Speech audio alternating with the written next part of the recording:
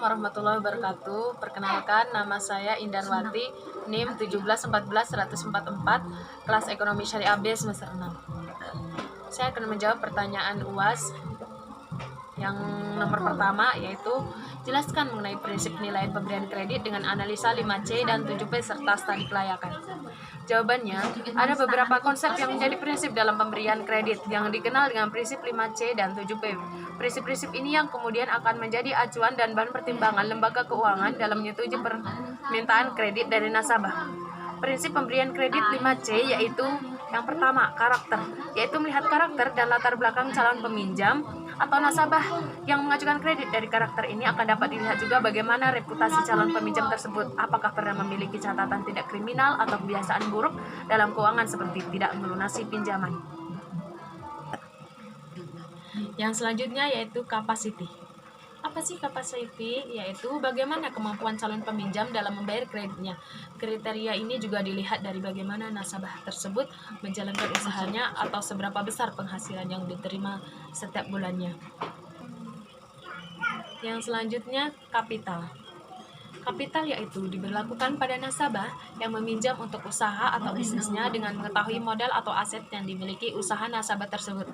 Pihak bank dapat sumber pembiayaan yang dimiliki. Yang keempat, kolateral, di mana sesuai dengan namanya, jaminan ini akan menjadi penjamin atau pelindung bagi pihak bank jika nantinya nasabah tidak dapat membayar pinjaman yang diambil. Yang kelima, condition. Kondisi perekonomian, baik yang bersifat general atau khusus pada bidang usaha yang dijalankan nasabah. Hal ini terkait kembali dengan bagaimana kemampuan nasabah dalam membayar pinjamannya nanti yang tentu terpengaruhi atas kondisi ekonomi. Yang selanjutnya, prinsip pemberian kredit 7P. Selain prinsip 5C, prinsip lainnya yang digunakan dalam sebuah lembaga keuangan dalam memberikan kredit yaitu prinsip pemberian kredit 7P, yaitu yang pertama, personality, yaitu kepribadian dari calon peminjam yang mengajukan kreditnya. Kriteria ini juga hampir sama dengan kriteria karakter dari prinsip 5C yang telah dijelaskan yang tadi ya, yang 5C, di mana bagaimana keseluruhan kepribadian nasabah mencakup sikap dan perilakunya sehari-hari. Yang kedua, party, yaitu di mana calon peminjam dimasukkan ke dalam beberapa golongan yang terkait dengan kondisi keuangannya. Biasanya pihak bank mengklasifikasikan nasabah berdasarkan modal yang dimiliki, kepribadian, loyalitas, dan lain sebagainya. Yang ketiga, purpose. Apa sih tujuan dari calon peminjam dalam mengajukan kreditnya pada lembaga keuangan? Misalnya, jika bank tersebut berfokus pada pengelolaan modal, maka akan tepat bagi nasabah yang mengajukan kredit untuk usaha. Yang keempat yaitu prospek. Bagaimana sih prospek dari usaha yang dijalankan oleh calon peminjam? Dengan mengetahui apakah usaha dan bisnis tersebut memiliki prospek ke depan yang bagus atau tidak, maka bank pun dapat memproduksi bagaimana perkiraan kemampuan bayar dari nasabah. Yang kelima, payment. Payment bertujuan mengukur bagaimana kemampuan bayar dari calon peminjam. Dengan begitu, pihak bank atau lembaga keuangan dapat menilai apakah nasabah tersebut memang dapat membayar kreditnya atau tidak. Yang keenam yaitu profitability, di mana pihak bank melihat bagaimana kemampuan calon peminjam dalam menghasilkan keuntungan atau laba. Semakin tinggi tingkat profitability dari calon peminjam, maka akan semakin tinggi pula kemungkinan kredit yang diajukan dapat disetujui bank. Yang ketujuh, protection.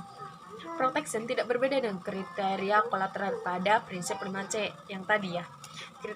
Kriteria ini juga mengacu pada jaminan yang dapat diberikan oleh calon peminjam. Ya. Yang selanjutnya pertanyaan nomor 2. Ini tentang deposit. Pertanyaannya, Halisa ingin menerbitkan deposito berjangka waktu 3 bulan pada Bank YZ dengan nominal 300 juta rupiah. Pembayaran bunga langsung masuk ke dalam rekeningnya yang berada di bank tersebut. Bunga yang diberikan oleh pihak bank sebesar 10% per tahun dan dikenakan pajak 15%. Berapakah sih jumlah bunga yang dibayar bank setiap bulannya? Dan hitung pula jumlah bunga yang diterima oleh Halisa selama jangka waktu 3 bulan.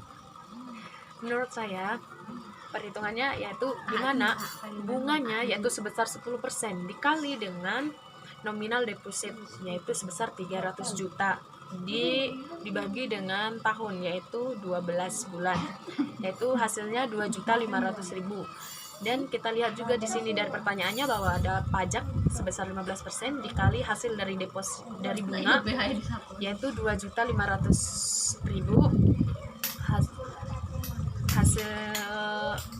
Hasilnya 375.000, yaitu bunga bersih. Untuk kesimpulannya, bunga bersih dikali 3 bulan, di mana 2.500.000 di atas dikurangi 375.000, yaitu hasilnya 2.125.000 dikali 3 bulan, yaitu hasilnya 6.375.000. Untuk lebih jelasnya, saya juga menyiapkan dokumen tentang jawaban semua dari nomor 1 sampai 3, jawaban dari UAS Manajemen Perbankan. Yang selanjutnya nomor 3. Soalnya, jelaskan tujuan umum dari manajemen pemasaran bank dan jelaskan mengenai konsep-konsep pemasaran tersebut.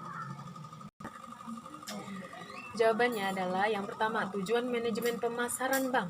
Yang pertama, memaksimumkan konsumsi sehingga dapat menarik nasabah untuk membeli produk yang ditawarkan bank secara berulang-ulang. Yang kedua, memaksimumkan kepuasan konsumen melalui berbagai pelayanan yang diinginkan nasabah. Yang ketiga, memaksimumkan pilihan atau ragam produk, dalam arti bank menyediakan berbagai jenis produk bank sehingga nasabah memiliki beragam pilihan. Yang keempat, memaksimumkan mutu hidup dengan memberikan berbagai kemudahan kepada nasabah dan menciptakan iklim yang efisien. Yang selanjutnya tentang konsep pemasaran. Konsep pemasaran di sini ada beberapa ya. Yang pertama, konsep produksi. Konsep produksi yaitu sebuah perusahaan yang mengadopsi konsep ini berpikir bahwa barang maupun jasa yang dihasilkan harus murah sehingga dapat dibuat kapan saja dan di mana saja agar tidak terjadi masalah dalam penjualan. Yang kedua, konsep produk, di mana konsep ini meyakini bahwa konsumen akan menyenangi produk yang menawarkan mutu dan kinerja yang paling baik serta keistimewaan yang mencolok sehingga konsep ini menimbulkan adanya marketing nyopia atau pemandangan yang dangkal terhadap pemasaran. Yang ketiga, konsep penjualan. Konsep ini biasanya diterapkan pada produk-produk asuransi, ensiklopedia, atau kapling-kapling pemakaman, juga untuk lembaga nirlaba seperti partai politik. Pada konsep ini lebih ditekankan lebih agresif melalui usaha-usaha promosi yang gencar. Yang keempat, konsep pemasaran. Pada konsep pemasaran yaitu menentukan kebutuhan, keinginan, dan minat pasar sasaran dan memberikan kepuasan yang diinginkan secara lebih efektif dan efisien dibanding para pesaing sehingga dapat mempertahankan dan mempertinggi kesejahteraan masyarakat. Yang kelima, konsep pemasaran kemasyarakatan, yaitu di mana konsep yang bersifat kemasyarakatan. Konsep ini juga lebih menekankan kepada penentuan kebutuhan, keinginan, dan minat pasar sasaran dan memberikan kepuasan sehingga memberikan kesejahteraan masyarakat. Itulah jawaban dari ketiga pertanyaan UAS Manajemen Perbankan. Kurang lebihnya mohon maaf. Wassalamualaikum warahmatullahi wabarakatuh.